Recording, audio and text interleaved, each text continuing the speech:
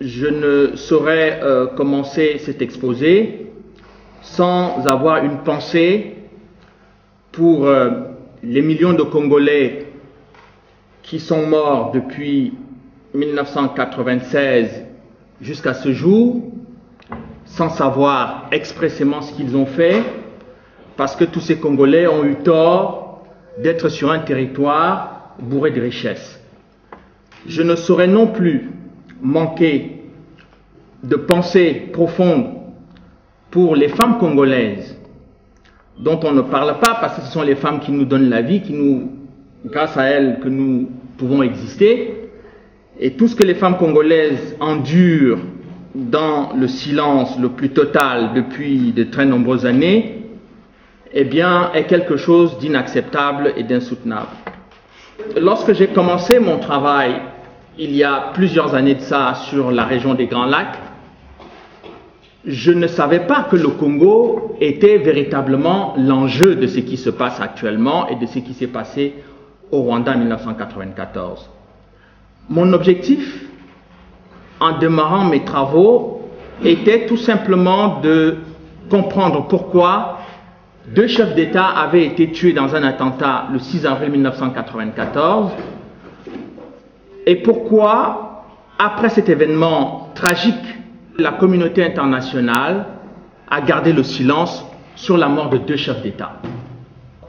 L'Afrique ne réagit pas, l'opinion internationale ne réagit pas, les organisations des droits de l'homme ne réagissent pas. Lorsque j'avais découvert que le président Kagame, l'actuel président du Rwanda, étaient impliqués dans cet attentat, évidemment, les conclusions de mon enquête m'ont valu des pressions insupportables. Évidemment, pour un journaliste, on peut appeler ça les risques du métier. Et je tiens à dire que ces pressions n'ont jamais cessé parce que je crois tout simplement que personne n'a accepté que sur un dossier aussi sensible, que sur un sujet d'une telle gravité, eh bien un Africain ose non seulement enquêter, mais produire des résultats proches de la vérité. Et je crois que depuis de très nombreuses années, cette pression continue sur le territoire français.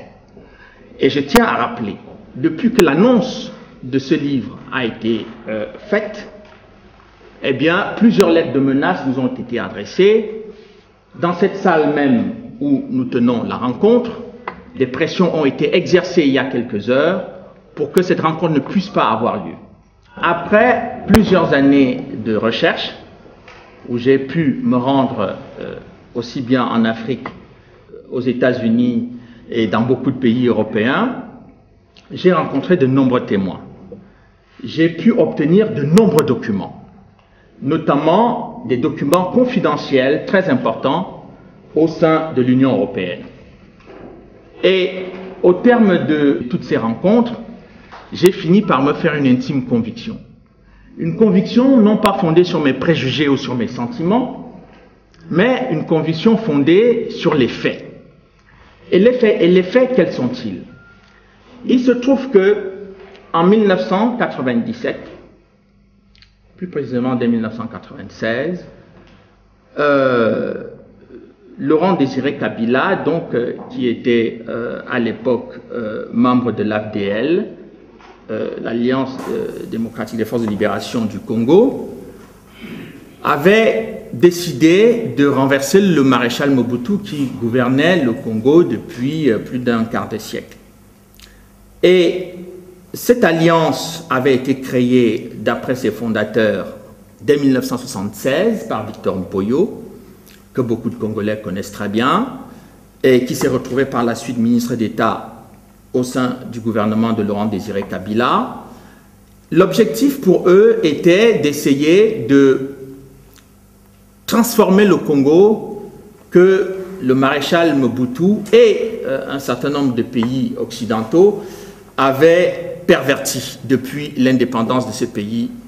Leur objectif coïncidait bien entendu avec l'aspiration d'une bonne partie du peuple congolais, mais même si les Congolais ne voulaient plus de leur vieux maréchal malade, même si les Congolais voulaient un changement politique majeur dans leur pays, ils ne savaient pas pour l'essentiel, ce qui était aussi le cas de M. Kabila, ils ne savaient pas pour l'essentiel que ce changement, entre guillemets, était aussi voulu par Washington et bien entendu par certaines personnes en Belgique, en Grande-Bretagne et peut-être même aussi en France. Mais le poids de la France n'était pas dans ce dossier aussi important qu'on a voulu le faire croire, en tout cas en ce qui concerne le Congo.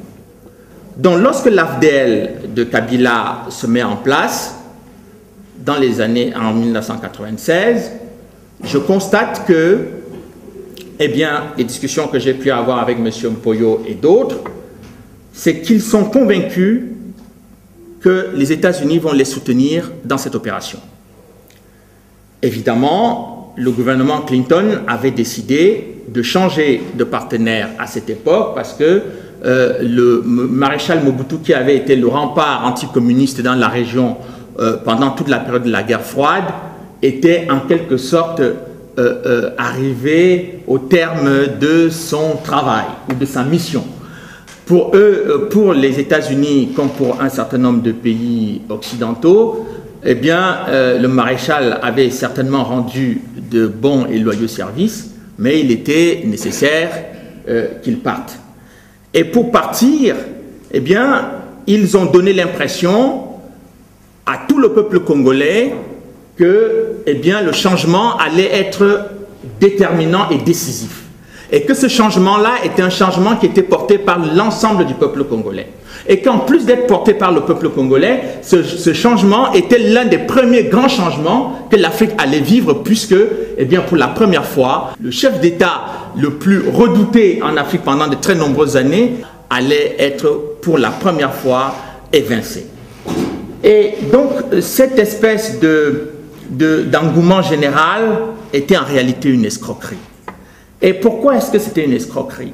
C'est tout simplement parce que au moment où M. Mpoyo et Kabila avec l'AFDL décident de mener l'opération qui vise à renverser le maréchal Mobutu, les États-Unis sont en contact déjà avec les extrémistes Tutsis du Rwanda et le régime du président Yoweri Museveni en Ouganda, et que dans le même temps, M. Mpoyo, donc, qui avait financé la campagne de Bill Clinton, a eu des assurances, effectivement, que les Américains allaient soutenir leur projet. Il lui a envoyé donc M. Bill Richardson, qui était à l'époque l'envoyé spécial de Bill Clinton dans la région, pour superviser un peu les choses. Au regard des faits, on se rend compte qu'au moment où ces négociations ou ces tractations se font, Yoweri Museveni reçoit aussi la même assurance. Donc pour Yoweri Museveni, il est à peu près convaincu que c'est lui qui mène l'opération de renversement du maréchal Mobutu. Pour Laurent Désiré Kabila, Victor Mpoyo et les autres au sein de l'AFDL sont à peu près convaincus que c'est eux qui sont les véritables acteurs de la chute du maréchal Mobutu. Pour les extrémistes Tutsis rwandais, dont Paul Kagame est l'incarnation majeure, ils sont convaincus que c'est eux également qui vont jouer le rôle majeur, puisque M. Mpoyo m'avait fait comprendre que c'était le Rwanda qui avait été choisi par l'AFDL pour préparer les opérations militaires qui allaient aboutir à la prise de Kinshasa et bien entendu à la chute du régime du maréchal. Eh bien, il y a donc trois groupes d'acteurs qui sont à peu près convaincus les uns les autres qu'ils sont les principaux acteurs de l'opération. J'ai constaté que la plupart des gens de l'AFDL ne maîtrisaient pas du tout le système de renseignement du mouvement, que la sécurité, l'ensemble du dispositif de sécurité des dirigeants de l'AFDL était entre les mains des extrémistes Tutsis du Rwanda. Je découvre également que au même moment où ces extrémistes Tutsis vont s'imposer au sein de l'AFDL, parce que ça a été une des conditions d'ailleurs du président Kagame lorsqu'il a eu à discuter, à négocier avec Laurent Désiré Kabila et Victor Mpoyo, c'était que il avait posé deux conditions à l'époque. Un, le Rwanda puisse effectivement offrir son territoire pour lancer l'opération militaire, mais surtout qu'il fallait accepter et autoriser que les extrémistes Tutsis de l'APR puissent commettre des massacres de populations civiles au Congo, ce qu'ils appelaient les réfugiés Hutus, qui étaient collectivement considérés comme les Interamwe. L'ensemble des dirigeants de l'AFDL qui ont témoigné m'ont tous confirmé que c'était le principal objectif du président Kagame. Et donc, à l'époque, pour eux, intervenir au sein de l'AFDL correspondait pour eux à la possibilité de commettre les massacres sur le territoire congolais. Sauf que, à ce moment-là, ils n'agissaient pas en tant qu'armée patriotique rwandaise. Ils agissaient sous le manteau de l'AFDL, qui était à l'époque dirigé donc effectivement par Laurent Désiré Kabila, comme vous le savez. Mais il y avait un autre élément qui, lui, n'a jamais été présenté à Kabila ou au leader congolais de l'AFDL, c'était la prise de position autour des mines de diamants et de coltan, des richesses du pays. Et ça, c'était véritablement l'agenda le plus confidentiel des extrémistes tutsis rwandais dans ce pays. Sauf que, au fur et à mesure que les opérations militaires vont se dérouler, les Congolais de l'AFDL vont prendre conscience de la gravité de la situation. Et c'est là que un des bras droits de Laurent Désiré Kabila à l'époque, qui s'appelle Kisase Ngandu, commence à s'opposer farouchement aux éléments de l'armée patriotique rwandaise, en disant qu'ils ne peuvent pas continuer d'accepter qu'ils commettent de tels crimes sur le sol congolais, puisque finalement, c'est l'AFDL qui risque de porter la responsabilité majeure de ces crimes. Évidemment, ce qui devait arriver arriva, c'est-à-dire que Kisase Ngandu va être assassiné par les éléments de l'armée patriotique rwandaise. Et les circonstances de son assassinat m'ont été clairement détaillées par le garde du corps personnel de Paul Kagame. Dès 1998, une brouille survient entre Laurent Désiré Kabila et les Rwandais. Petit détail, lorsque Kabila accepte que les éléments de l'armée patriotique rwandaise participent à la chute du maréchal Mobutu, il ne mesure pas lui-même que le fait que la sécurité de tous les leaders de l'AFDL était entre les mains des extrémistes tutsis rwandais allait être un problème à l'arrivée à Kinshasa. Il se rend compte, dès qu'il arrive, évidemment, toute la campagne internationale qui était mobilisée contre la corruption au sein de l'armée zaïroise de Mobutu, etc. Ils ont tous sensibilisé Laurent Désiré Kabila et tous les autres leaders de l'AFDL qu'il fallait se débarrasser de tous ces officiers congolais. Parce que ces gens-là allaient être nocifs pour le nouveau régime. C'était la première grande erreur fondamentale de Laurent Désiré Kabila. Puisque la plupart de ces officiers, quel que soit le niveau de moralité qu'on pouvait, l'état de moralité qui était le leur à ce moment-là, le Zaïre de Mobutu avait dépensé beaucoup d'argent pour former ces gens. Donc beaucoup étaient des militaires chevronnés formés dans les grandes académies militaires du monde, aux États-Unis, au Maroc, en France, à Saint-Cyr, etc. Et également en Belgique. Donc, lorsqu'ils font cette campagne pour qu'on se débarrasse de tous ces gens, ils savent pertinemment que ce sera la fin d'une véritable armée de haut niveau au Zaïre. Mais ils ne s'arrêtent pas là. Les Angolais qui avaient participé à l'opération du renversement de Mobutu, puisque je reviendrai peut-être plus tard sur la façon dont les choses étaient organisées sur le plan militaire, parce que j'ai pu avoir le témoignage de général Mofu qui avait effectivement travaillé à la prise de Kinshasa. Ce n'est pas James Kabarebe comme On l'a dit et redit, je pense que quand il lira pour la première fois le témoignage du général Bofou, il sera certainement un peu mal à l'aise. Mais c'est un peu normal, quand on ment, il faut de temps en temps accepter d'être contredit. Évidemment, lorsque l'armée angolaise s'est retirée, Laurent Désiré Kabila s'est retrouvé face à face avec les extrémistes Tutsis du Rwanda de l'APR qui contrôlaient tout l'appareil militaire et sécuritaire du Congo-Zaïre. À partir de ce moment-là, je pense que l'opération de déstabilisation était désormais totalement mise en place.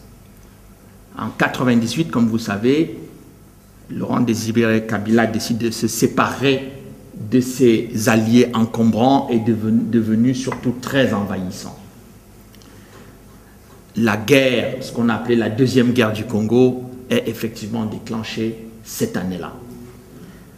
Le chef d'état-major James Kabarebe, qui s'était retrouvé en tant que Rwandais, chef d'état-major de l'armée congolaise, est obligé de plier bagage, de rentrer à Kigali pour travailler dans son armée, dans son pays, maintenant pour mettre la seconde phase de leur agenda, qui était l'agenda des mines de diamants et de coltan en place. Évidemment, l'invasion qui va se dérouler à l'Est va toucher essentiellement tous les territoires et les zones qui sont des zones où les minerais les plus importants se trouvent. Et c'est à partir de ce moment-là que le Rwanda prend finalement et définitivement possession du Congo-Zaïre. Mais pour masquer leur opération et leur plan, ils créent le RCD Goma en mettant à leur tête des Congolais.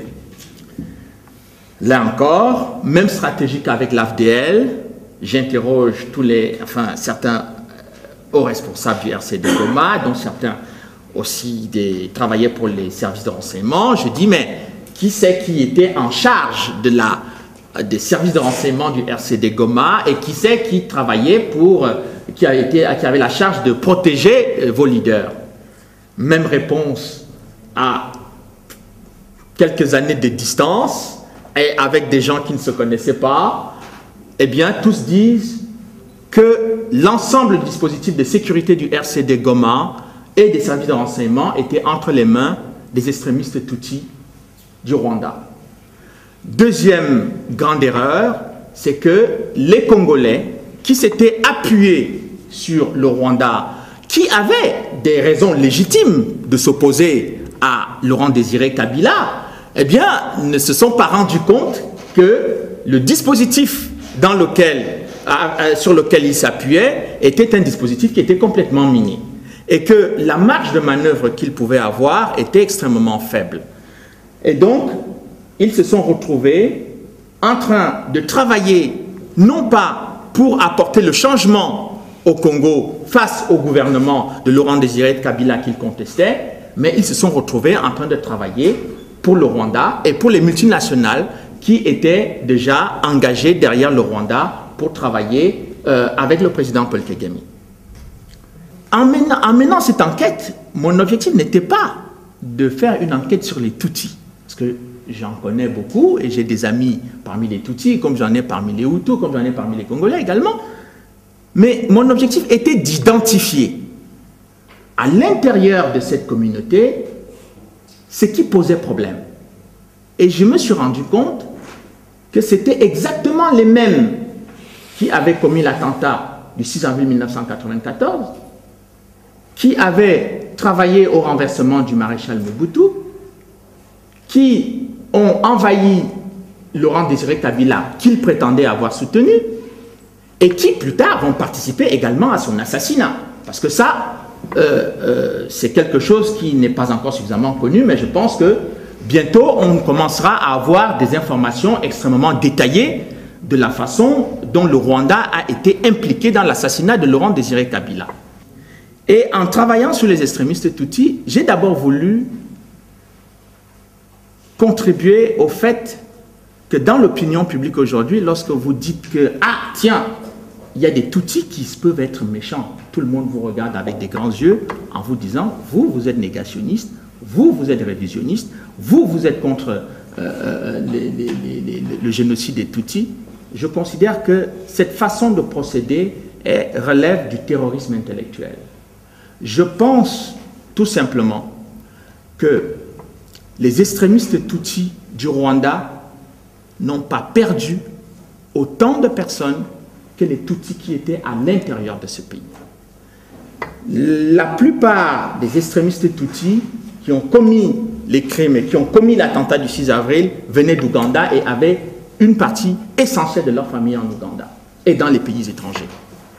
Et qu'ils ont sacrifié les Tutsis de l'intérieur et qu'ils se sont appuyés en plus sur cela, sur ces victimes-là, pour s'arroger le droit d'abord, de se faire passer pour des victimes, en plus de se faire passer pour les porte-paroles des victimes.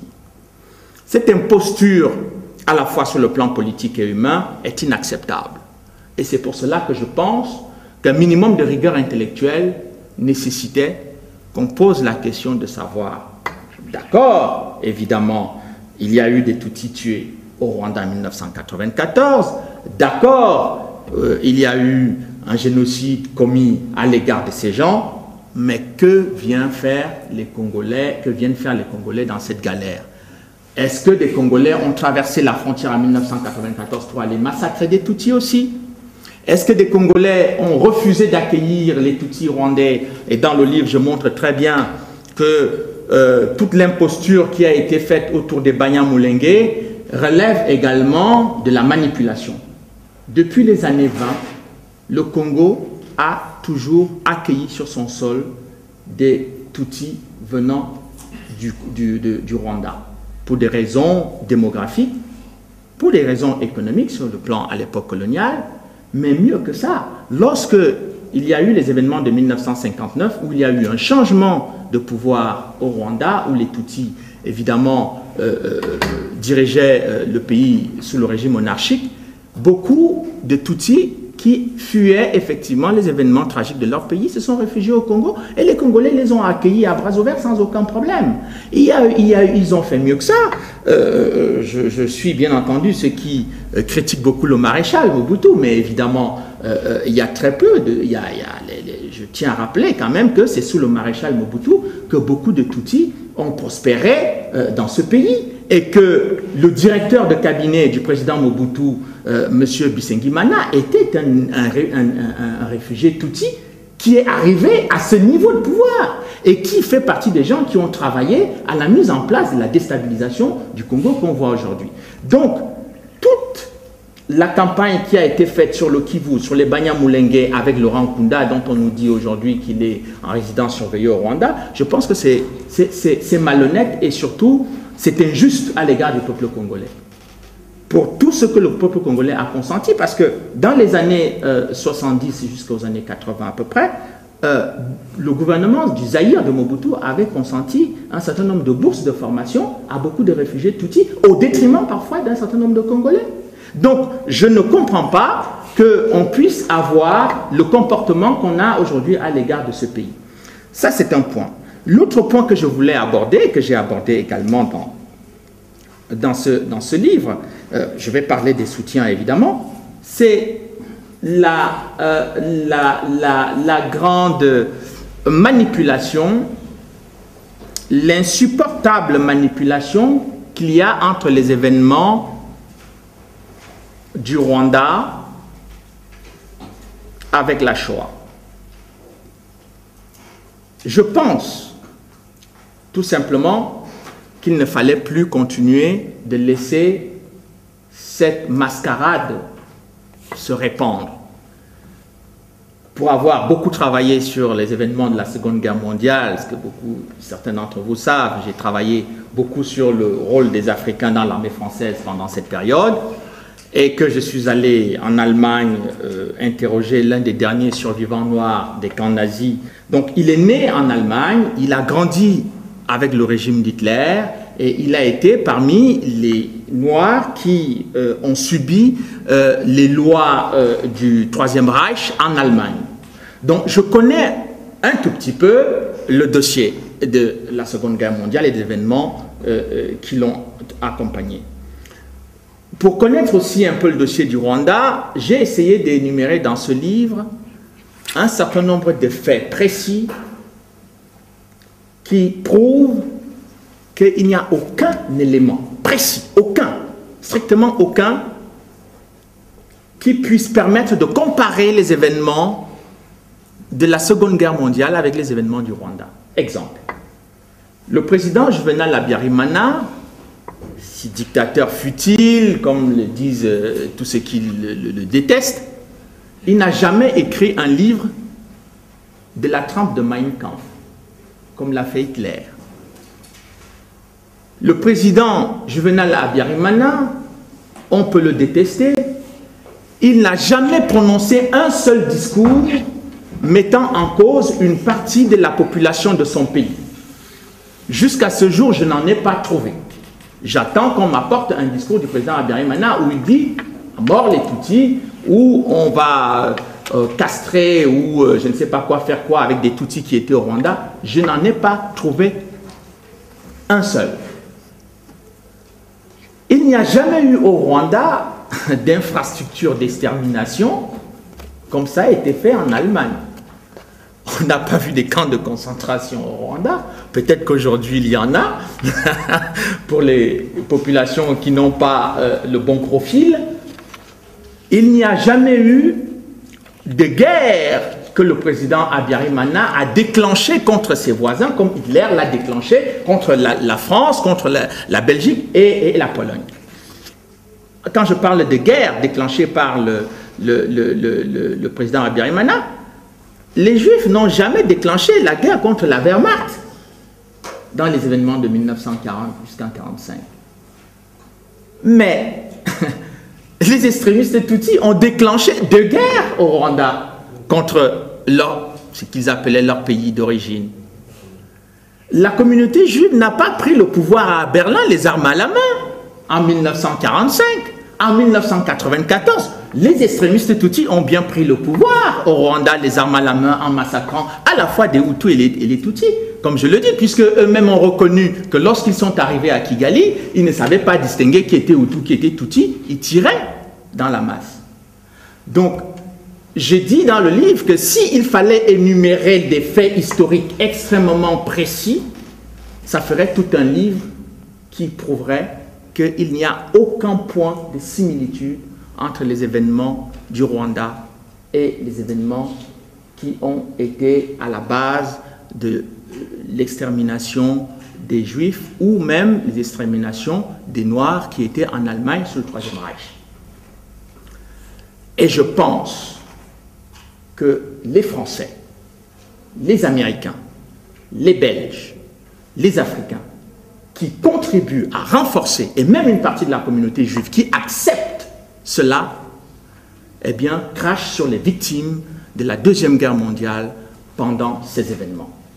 Je pense également que c'est une insulte à la mémoire des vraies victimes de la Shoah et c'est une insulte à l'égard du peuple rwandais et c'est une insulte à l'égard du peuple congolais qui aujourd'hui vit les massacres de ces mêmes extrémistes. Le fait de ne pas vouloir qu'on parle de ces gens-là, le fait de ne pas vouloir qu'on ouvre le dossier criminel des extrémistes Tutsis, eh bien, c'est prendre en otage toute la communauté Tutsi. Surtout aussi, c'est de permettre que les Congolais n'aient pas la possibilité et le droit de pouvoir poser des questions sur l'occupation territoriale dont ils font l'objet depuis 1996.